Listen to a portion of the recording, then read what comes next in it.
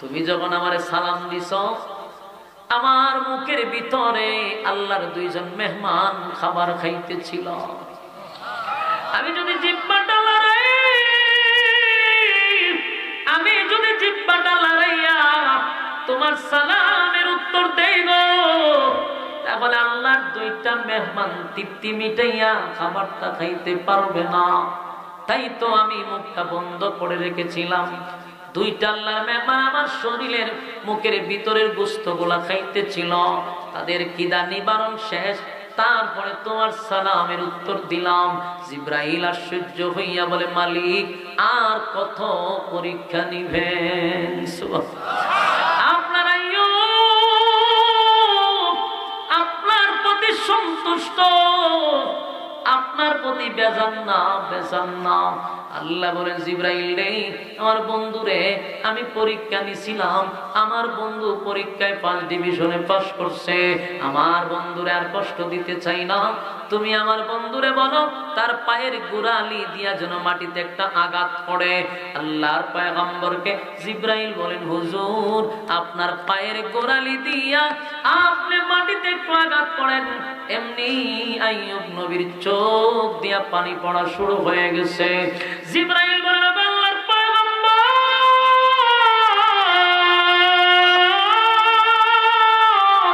আমি আপনাকে বললাম মাটিতে আঘাত করার জন্য, কেন কান্দেন গো? কেন কান্দেন?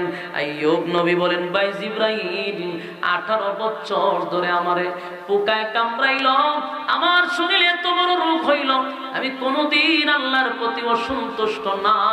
আল্লাহ দিছে, আল্লাহ নিছে, কোনো অভিযোগ নাই। কিন্তু আমি একদিনও কান্দি নাই। আমার শরীরে পোকায় কামড়াইছে, আমি আল্লাহর কাছে বিচার দেই নাই, আমি কোনোদিন চোখের পানি ফালাই নাই। আজকে আমার মালিক আমারে অর্ডার করছে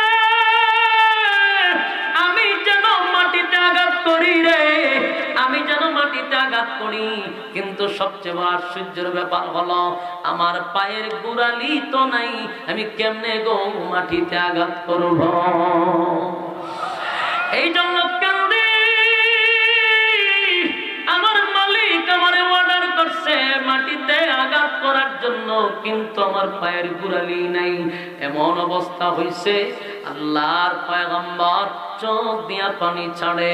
জিব্রাইল কয়, মালিক আপনার আইয়ুবের পায়ের গোড়ালি শেষ হয়ে গেছে, কি দিয়া মাটিতে আঘাত করব?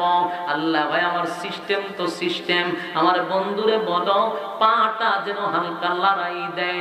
যেই মাত্র লড়া দিল, পায়ের তলার থেকে পানি উঠা শুরু হয়ে গেল। এবার জিব্রাইল পয়গম্বর আইয়ুব রে পানিটা পান করাইল। পানির মধ্যে গোসল করার জন্য বলা হলো। আইয়ুব নবী যখন গোসল করতে লাগলো, যেই মাত্র উঠটা দাঁড়াইছে, তাকায়া দেখে শরীরে বিন্দু পরিমাণ কোনো দাগের চিহ্ন নাই। আগের থেকে 1000 গুণ সৌন্দর্য বেড়ে গেছে, আগের থেকে বড়ি সুন্দর, আগের থেকে চেহারা সুন্দর। আল্লাহর পয়গম্বরের চেহারা দেখে পয়গম্বর সাদায় পড়ে কান্দে গো, আল্লাহ আগের থেকে তোমার সৌন্দর্য বেড়ে গেছে, আগের থেকে বডি ভালো হয়ে গেছে। অন্যদিকে রহিমা খাবারের সন্ধানে ছিল। সন্ধ্যা বেলায় এসে দেখে একজন সুঠাম দেহের অধিকারী সুন্দর চেহারার লোক দাঁড়ায় আছে। রহিমা একটা চিৎকার দিয়া বেহুশ হয়ে গেছে, মনে করছে বেগানা কোন পুরুষ দাঁড়ায় আছে। আইয়ুব নবী বলেন, রহিমা আমি কোনো বেগানা নয় গো, তোমার স্বামী আইয়ুব তোমার সামনে দাঁড়ায় আছে। হযরত রহিমা চিৎকার দিয়া কয়, প্রাণের স্বামী হে, আপনার শরীরে একটা স্পট নাই, আগের থেকে সৌন্দর্য আপনার বেড়ে গেছে। এমনি আইয়ুব নবী বলেন, রহিমা গো, আমার মালিক আমারে পরীক্ষা করছিল, আমি পরীক্ষায় নাকি পাস হয়ে গেছি, তাই আল্লাহ আগের চেয়ে আমার সবকিছু ফিরাইয়া দিছে, রাজত্ব ফিরাইয়া দিছে, আল্লাহ ধন সম্পদ বাড়াইয়া দিছে, দেশের বাদশা আবারও আইয়ুব নবীরে বানায়া দিছে। জুরে কোন সুবহান। কি কথা শুনছো? শয়তান না ভাই, আল্লাহ দেখছি, তা বহুত দেখছি। আল্লাহ কিতা দেখছ? হয়তো সুখে থাকলেও বলি ডাকে। আইয়ুব নবীর একটা বিপদে ফলায় দেখেন না আপনি কিতাব। আল্লাহ ভাই আমার আইয়ুব নবী বিপদে ফললেও আমারে ডাকবো, না না না, ডাকতো না। আল্লাহ ডাকবো কতলে পরীক্ষা করে লাই, কত পরীক্ষা করে কি তো মূর্ছা মূর্ছি করে না, মূর্ছা যেন বই থাকতে পাবে সভাপতি লড়াচড়া কত আর তুলছি না আপনার সাথে আটকে গেছে গা উঠ না উঠেছে আল্লাহ আল্লাহ বলে ঘোষণা দিব আর এক স্লোগান দিব, ইজ্জত থাকবো নি বইতাম। মহব্বতের মানুষ বই লড়াচড়া নাই, আপনার চুপ করে বইতাম। আপনি লড়াচড়া হলে দেড়া দুইটা দূর মারবো লুজুর জায়গা আমরা দিতাম সভাপতি জায়গা। হ্যাঁ বইয়ে তখন সত্যি কথা কি শুনতেছেন আপনার এখন আমার কথা বিরক্ত লাগতেছে। তখন আইয়ুব নবীর ব্যাপারে আল্লাহ কয় যে আমার আইয়ুবরে আমি রাজত্ব দিছি, আমারে ভুলে না। শয়তান নাই হয় আল্লাহ এটা দেখছি তো একটু বিপদে পড়ুক আপনারা বুঝলে না। আল্লাহ কয় এটা তোর ধারণা ভুল, আমার ধারণা সঠিক। আল্লাহ হয়তো একটা পরীক্ষা কর, হয়তো আমার ক্ষমতাটা দিন আগে আল্লাহ ক্ষমতা দিছে। এই শয়তান না করছে কি আইয়ুব নবীর বিশাল উটের ফাল আছিল, বিশাল উটের ফাল, উনি তো ধনী লোক ছিল। হে কিতা করছে সমস্ত উটরে আগুন দিয়ে জ্বালাইছে, উটের ফাল মেরে দিছে। গেছে বেড়া বকরির ফাল, ওইখানে আবার আগুন লাগাই দিছে, আগুন লাগাই দিয়ে বেড়া বকরি আবার মেরে দিছে। এরপরে কৃষি ক্ষেত ধরছে, সমস্ত কৃষি ক্ষেত আগুন দিয়ে জ্বালাইছে। দেশের জনগণ এক হুজুর আমরা তো দেশের বাদশা সব বনাশ করে নিছি। বলে কি বলে আমরা না খাই মরণ ছাড়া উপায় নেই। কি হইল সমস্ত কৃষিক্ষেত ধ্বংস। আইয়ুব নবী কয় শুন আল্লাহর দেওয়া দন আল্লাহ নিছে, মাঝখানে আমাদের কোনো অভিযোগ নাই। সুবহানাল্লাহ।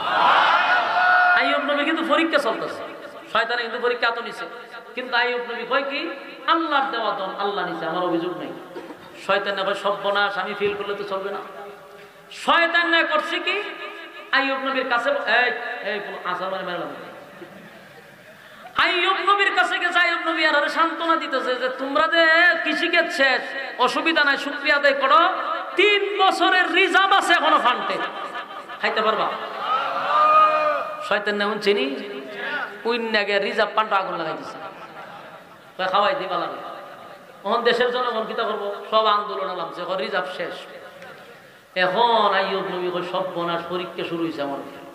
হয় আল্লাহ আপনি দিছেন, আপনি দিছেন, কোনো অভিযোগ নাই আমার, আমি শুকরিয়া আদায় করতেছি। সুবহানাল্লাহ। শয়তান না এখানে ব্যর্থ, কোনোভাবে আইয়ুব নবীর আল্লাহকে সরাইতে পারে। হে কত বড় শয়তান, হে গিয়া ওনার 7টা ছেলে আছে 7টারে মেরে দিছে মাইরা কয় এখন সন্তান মেরে বানা। তাও দেখছে যে আইয়ুব নবী না আল্লাহ থেকে সরে। আইয়ুব নবীর কাছে হুজুর ঘটনা ঘটছে কিতা, আপনার 7টা ছেলে জাকাত শেষ, একটা বাবার 7টা ছেলে মারা গেছে। আইয়ুব নবী কয় আল্লাহর দন আল্লাহ দিছে, আল্লাহ নিছে, আমার কোনো অভিযোগ নেই। সুবহানাল্লাহ। শয়তানের শান্তি পুরা গরম, কোনো বামে আর সহ্য করতে পারতেছে। শেষে কয় আল্লাহ আর একটা কাজ হয়েছে আমার। বলে কিতা কয় এতক্ষণ তো যা করছি, এখন আর একটা অ্যাকশন নিতে হইব, ওনার শরীরে অচেনা রূপ দিতে হইব, যেটার কারণে উনি সহ্য না করতে পারে আপনার ভুলে যাবে।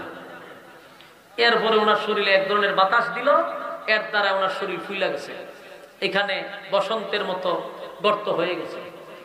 এইভাবে যখন শরীরের মধ্যে বিভিন্ন ধরনের বড় বড় গর্ত হওয়া শুরু হইল, আইয়ুব নবীর শরীর থেকে এখান থেকে এক ধরনের দুর্গন্ধ বাইরে হইতেছে। ওনার বউ ছিল 60 জন, এর মধ্যে 3 বউর ওনার এই অবস্থা দেখিয়া 3 জন বাঁচছে। হয় না ওনার কাছে তেমন যাবে, 3 জন বউ গেছে, রয়েছে কজন? ওনার নাম কি যদি ওয়াজ দিয়ে আপনারা জানেন, রহিমা। উনি বাকি রয়েছে। তাই আইয়ুব নবী জিগা এ রহিমা, একে একে 3টা বিবি আমারে ছেড়ে চলে গেল, তুমি কেন রইলা, তুমি যাও না কেন? রহিমা বলে হুজুর দেশের বাদশা ছিলেন, আমি ছিলাম দেশের রানী, আমি ছিলাম দেশের রানী। ও আল্লাহর পয়গম্বর, সুখের সময় আমি যে আপনার পাশে ছিলাম, দুঃখের সময় আমি কেন আপনারে চাইরা যাইব না, আমি আপনার বাকি জীবন খাদেমগিরি করতে চাই। সুবহানাল্লাহ। আপনার গ্রামগঞ্জের একটা কথা আছে, এটা আপনার এলাকাতে আছে জানি না, আপনার মুরব্বীরা হয়তো জাতের মেয়ে খালো বালা, নদীর পানি গুলাও বালা, এটা আপনার এলাকাতে আছে। কেন বলছে বংশীয় মেয়ে বিবাহ করা দরকার। রাসূলও বলছে বংশ দিকে বিবাহ, নিম্ন শ্রেণী রইলে এর মধ্যে কোনো মানবতা থাকে না। এই রহিমার বংশ আমি তালাশ করে দেখলাম, উনি সাধারণ বংশের কোনো মেয়ে না। এই রহিমা ছিল ইউসুফ নবীর নাতনি। সুবহানাল্লাহ, নবী বংশের মেয়ে।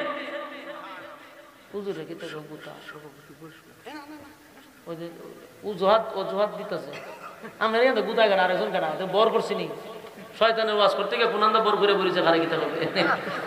হ্যাঁ আচ্ছা না বহুত চেষ্টা করছি। 9 তারিখ দেখো পরচলা। আচ্ছা জান মাঝখান আপনি ডিস্টার্ব করে বলেন তাই আপনারা রক্ত দেখে আমাদের চাই রয়েছেন আমার ভাই বাদ দিয়া বলে হুজুর আইন আমরা সভাপতি দিয়েছেন কে? সভাপতি চেঞ্জ হয়েছে। হ্যাঁ বল কথা মনোযোগ দিয়া শুনেন। এখন এই আইয়ুব নবী রহিমার জায়গাতে তুমি কেন রয়েছো? ওই যে বংশ রহিমা কার মেয়ে? ইউসুফ নবীর নাতনি, বলতে ইউসুফ নবীর ছেলের ঘরের মেয়ে। এই যে কারিম ইবনে কারিম, সাধারণ কোনো মেয়ে না। আগের তিনজন গেছে, এখন রহিমা রয়েছে।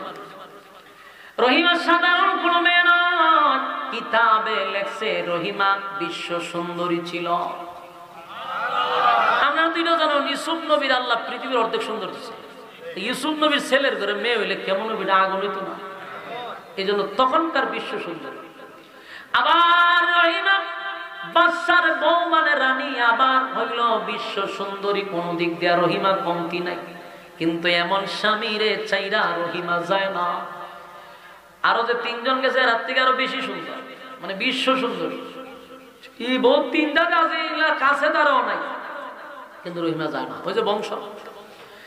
আইয়ুব নবী বলেন, বিবি রে আমার কাছে কেউ আসতে চায় না। এমন এক রোগ হইছে, মানুষ আমার কাছ থেকে দূরে চলে যায়। তুমি আমার পাশে হয়, আমি আপনার খেদমত করতে চাই। দুঃখের সময় যদি না থাকি, সুখের সময় তো আপনার পাশেই ছিলাম। সুবহানাল্লাহ। আমার মা বোনদেরকে বলি, অনেক স্বামীরা বিদেশ থেকে টাকা পাঠায়, কিন্তু টাকা যতদিন থাকে, জমজমাট যতদিন থাকে, বউয়ের ভালোবাসাও থাকে। স্বামীর একটা ফাওয়াত ভাঙ্গা যদি ঘরে বসে থাকে, ইনকাম নাই, কামাই নাই, বউয়ে হত্যান ভরে লাড়া দেয়। তাহলে জিনিসপত্র বাইরে ভেঙে লাগে। কতক্ষণ পরে কয় কিতা তোমার চেহারা দিকার কত টাকা, তার মানে বুঝাইলো যে তোমার ইনকাম নাই, তুমি ওকে জুড়ে। এই জন্য আল্লাহর নবী বলেন, এই আইয়ুব নবীর বিবি রহিমা পৃথিবীর মহিলাদের জন্য একটা এক্সাম্পল। সুবহানাল্লাহ। বিশ্ব সুন্দরী রহিমা আইয়ুব নবীর এই অবস্থা থেকে বিদায় নেয় নাই। এমন কি গ্রামের মানুষ একদিন সব লাঠি সুটা লইয়া আইছিল আইয়ুব নবীর কাছে। আয়া কয়, হুজুর আপনি দেশের বাদশাহ ছিলেন, দেশ তো শেষ, সব শেষ, আমরা না খাই মরতেছি। এর মধ্যে আপনার ওই যে রূপ, আমরা আপনার আর দেখতাম সে আপনার দেশ ছাইরা অন্য কোথাও চলে যাবে। কতটুক হৃদয় বিদারক। ভাই আপনি গ্রামে থাকতে পারবেন না। রহিমা রে গ্রামের লোকেরা হুমকি দিছে, ও রহিমা আগামী কালকে যদি তুমি আর তোমার স্বামীরে আমরা গ্রামে দেখি, তাহলে তোমার স্বামীরে জিন্দা কবর দিব। নাউজুবিল্লাহ। আর তোমার উপরে আক্রমণ করব। রহিমা ভয় পাইছে, কারণ উনি আল্লাহর পয়গম্বরের বউ, আবার বিশ্ব সুন্দরী। হুমকিটা বড় ভয়ানক। রহিমা রাত্রের বেলায় চোখের পানিগুলো ছেড়ে দিয়ে কান্দে, বলে বলি আমার স্বামী আল্লাহর পয়গম্বর, দেশের একজন বাদশা ছিল গো। আমার স্বামীরে ছেড়ে তো আমি যেতে পারি না। আমি একটা মহিলা মানুষ, আমার শরীরে এমন শক্তি নাই যে আমার স্বামীটারে কোলে নিয়ে আমি দেশ ছাড়ব। কিন্তু গ্রামের মানুষ হুমকি দিছে রে, গ্রামে থাকতে পারবেন না। তাই বাধ্য হইয়া রাত্রের বেলায় স্বামীরে একটা কাপড়ের সঙ্গে বেঁধে কাঁধে করে মহিলা মানুষ 2 পা 3 পা করে করে গ্রাম ছেড়ে একটা জঙ্গলে চলে গেছে। অথচ দেশের বাদশা এবং দেশের রানী গ্রামটা ছেড়ে চলে গেল একটা জঙ্গলে। সেখানে যাওয়ার পরে এখন খানা খায় 1 সপ্তাহ 2 সপ্তাহ গেছে, কিছু রিজার্ভ খাবার ছিল, এখন খানাও নাই, পানিও নাই, খাবারও নাই। স্বামীরে লইয়া এখন জঙ্গলে কি করবে? পেটের খিদায় যদি স্বামী মারা যায় গো, আমি রহিমা আল্লাহর কাছে কি জবাব দিব? তাই রহিমা পাগল পাগল হইয়া গ্রামের ভিতরে ছুটল, গিয়া মানুষের কাছে কয়, আপনাদের বাড়ির সমস্ত কাজ আমি করে দিব, বিনিময়ে 2 মুঠো খাবার আমারে দিবে। রহিমা দেশের বাদশার বউ রানী ছিল রে, বিশ্ব সুন্দরী রহিমা স্বামীর খেদমতের জন্য মানুষের বাড়িতে কাজ নিল। সেখানে গিয়া মানুষের বাড়িতে কাজ করলে 2 মুঠো খাবার স্বামীর জন্য নিয়ে আসে, স্বামীরে খাবার খাওয়ায়, জঙ্গলের ভিতরে স্বামীর পেটের খিদা নিবারণ করে। এইভাবে কিছুদিন যাওয়ার পরে শয়তান এটাও সহ্য করতে পারল না।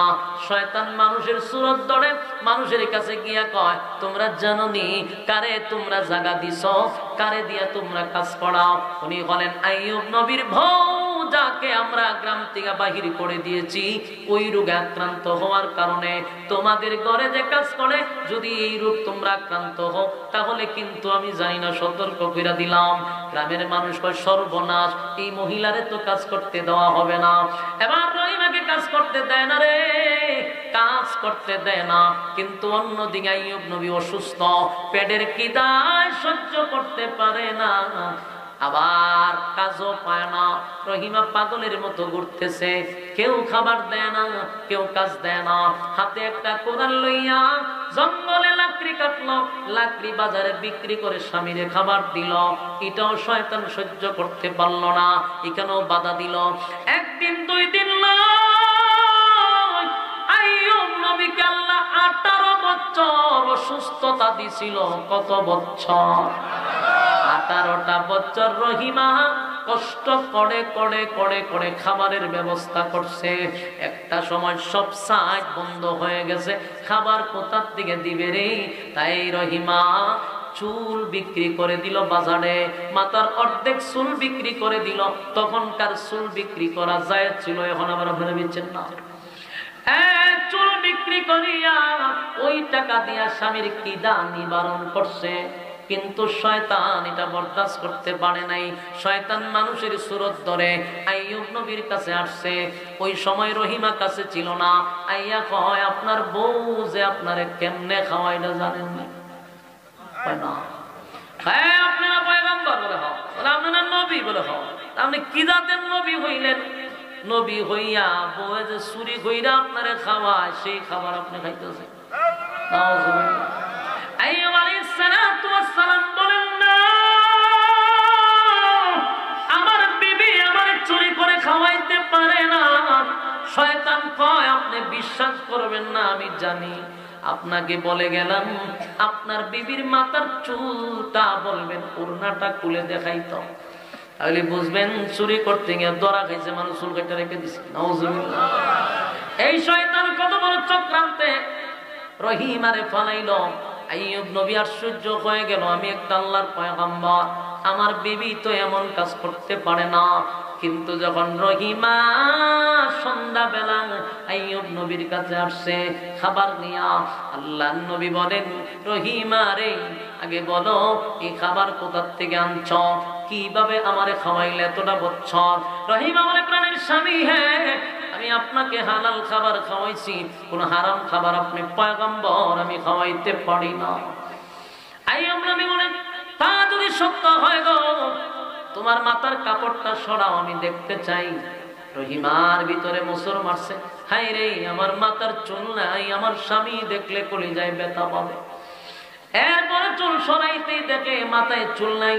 আইয়ুব নবীর মেজাজ গরম হয়ে গেছে, রাগান্বিত হইয়া বলল, বিবি রে, আমি একজন আল্লাহর পয়গম্বর, কেমনে গো নিজের মাথার চুল বিক্রি করে আমারে মানুষের বাড়িতে চুরি করে আমারে খাবার খাওয়াইলাম, সেই খাবার আমি পয়গম্বর হইয়া খাইছি। আজকের থেকে তোমার কোনো খাবার আমি আর খাবো না, আমি এই অবস্থায় মারা যাব, তারপরও আমি পয়গম্বর হারাম খাবো না। রহিমার চোখের পানি ছেড়ে দিয়ে বলে, না, প্রাণের স্বামী, আপনাকে আমি হারাম খাবার খাওয়াই না, আমি আপনার জন্য চুল বিক্রি করে খাবার আনছিলাম। কিন্তু এরপর আইয়ুব নবী বিশ্বাস করতে রাজি না। এমনি আইয়ুব নবী হযরত রহিমাকে বিদায় করে দিল। রাগান্বিত হইয়া বলল, তুমি আমার সামনে আসবা না, বিদায় করে দিল। এমনি বিদায় হওয়ার পরে জিবরাইল হাজির হইছে। সুবহানাল্লাহ। আল্লাহ বলে জিবরাইল বন্ধুর কাছে খবর পৌঁছায়া দাও। জিবরাইল বলে আল্লাহর পয়গম্বর কেন গো আপনি আপনার রহিমারে বিদায় করে দিলেন? রহিমা আপনাকে চুরির খাবার খাওয়ায় নাই, রহিমা আপনারে হালাল খাবার খাওয়াইছে। সুবহানাল্লাহ। আপনার বিবি হালাল খাবারের ব্যবস্থা আপনার জন্য করছে, আপনারে কোনো খারাপ খাবার খাওয়ায় না। অনর্থক আপনি রাগান্বিত হইলেন না। এলাকার একজন মুরব্বী আমার এই নিউজটা দিছে, বলে এটা মুরব্বী না, এটা শয়তান, এটা হইলো শয়তানের খারাজি। হ্যাঁ আপনাকে ধোঁকা দিছে। আইয়ুব নবী কই ইন্না লিল্লাহি, এটা করলাম কি? আমার বিবি উপরে আমি রাগান্বিত হইছি। আইয়ুব নবীর কাছে আবার জিবরাইল কয় জানেননি 18টা বছর আপনারে কেমনে খাওয়াইছে? আপনার বিবি বিশ্ব সুন্দরী একজন রানী হইয়া মানুষের বাড়িতে কাজ করে, সেই টাকা দিয়ে আপনার খাবারের ব্যবস্থা করছে গো নবী। হালাল খাবার হারাম না, নিজে লাকড়ি কেটে বিক্রি করে আপনারে খাওয়াইছে। হালাল হারাম, হারাম খাবার নয়, হালাল খাবার খাওয়াইছে। আইয়ুব নবীর চোখ দিয়া পানি পড়ে আর কয় হায় রে এমন বিবি রে আমি এত রাগান্বিত হইলাম। কিন্তু হযরত রহিমা বিকাল বেলায় এমনি স্বামীর কাছে আবার আসছে। আইয়ুব নবী কাঁদে আর বলে বিবি রে বুঝতে পারি নাই তোমার উপরে জুলুম করছি। আল্লাহর পয়গম্বর আইয়ুব নবী বিবির কাছে বলল বিবি রে এত কষ্ট করে আমারে তুমি খাওয়াইলা। এমনি বিবি রহিমা বলে প্রাণের স্বামী হ্যাঁ সুখের সময় আপনার পাশে ছিলাম, দেশের বাদশার বউ ছিলাম, আজকে আপনার এই অবস্থায় আমি রহিমা আপনাকে ছেড়ে যেতে চাই নাই। সুবহানাল্লাহ। আমি শুধু বুঝাইতে চাই আইয়ুব আলাইহিস সালাতু ওয়াস সালাম একদিন নয় গো, একদিন নয় 18টা বছর রোগে আক্রান্ত হইয়া আল্লাহ আইয়ুব নবীর থেকে পরীক্ষা নিছে। আইয়ুব নবীর থেকে পরীক্ষা নিল। একদিন জিবরাইল আলাইহিস সালাতু ওয়াস সালাম আইয়ুব নবীর কাছে এসে বসছে, বৈশা সালাম দিছে, কিন্তু আইয়ুব নবী সালামের উত্তর দেয় না। অনেকক্ষণ পরে আইয়ুব নবী সালামের উত্তর দিল। জিবরাইল আলাইহিস সালাতু ওয়াস সালাম অবাক হয়ে গেল, আমি জিবরাইল আল্লাহর পয়গম্বরকে সালাম দিলাম, এত দেরিতে কেন সালামের উত্তরটা দিল রে? আইয়ুব নবী বলেন জিবরাইল আমি তো আপনার সালামের উত্তরটা অনেক দেরিতে দিছি, আপনি কি মাইন্ড করছেন? জিবরাইল কয় অবশ্যই আমি মাইন্ড করছি, কারণ আপনি একজন পয়গম্বর হইয়া সালামের উত্তর যদি এত দেরি করেন উম্মত কি করবে? আইয়ুব নবী বলেন ভাই জিবরাইল সালামের উত্তরটা দেরি হইছে কেন জানো? তুমি যখন আমারে সালাম দিছ আমার মুখের ভিতরে আল্লাহর দুইজন মেহমান খাবার খাইতেছিল। আমি যদি জিহ্বাটা লড়াইয়া তোমার সালামের উত্তর দেই গো, তাহলে আল্লাহর দুইটা মেহমান তৃপ্তি মিটাইয়া খাবারটা খাইতে পারবে না। তাই তো আমি মুখটা বন্ধ করে রেখেছিলাম। দুইটা আল্লাহর মেহমান আমার শরীরের মুখের ভিতরের গোশতগুলা খাইতেছিল, তাদের খিদা নিবারণ শেষ, তারপরে তোমার সালামের উত্তর দিলাম। জিবরাইল আশ্চর্য হইয়া বলে মালিক আর কত পরীক্ষা নিবেন? আপনার আইয়ুব আপনার প্রতি সন্তুষ্ট, আপনার প্রতি বেজান না। আল্লাহ বলেন জিবরাইল রে আমার বন্ধু রে আমি পরীক্ষা নিছিলাম, আমার বন্ধু পরীক্ষায় 5 ডিভিশনে পাস করছে, আমার বন্ধুরে আর কষ্ট দিতে চাই না। তুমি আমার বন্ধুরে বলো তার পায়ের গোড়ালি দিয়া যেন মাটিতে একটা আঘাত পড়ে। আল্লাহর পয়গম্বরকে জিবরাইল বলেন হুজুর আপনার পায়ের গোড়ালি দিয়া আপনি মাটিতে একটু আঘাত পড়েন, এমনি আইয়ুব নবীর চোখ দিয়া পানি পড়া শুরু হয়ে গেছে। জিবরাইল বলেন আল্লাহর পয়গম্বর